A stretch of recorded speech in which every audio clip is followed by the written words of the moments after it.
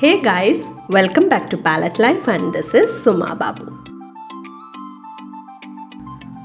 I took a much needed break for a week on Diwali holidays, visited our hometown in Kerala.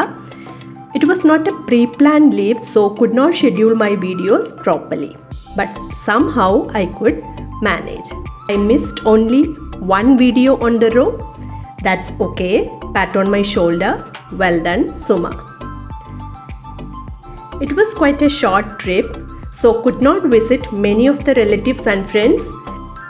Didn't even inform them rather. Sorry guys, we'll catch up on next time.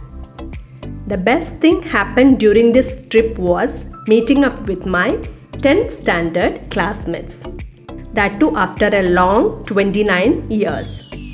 Thanks to them for creating such a wonderful memory.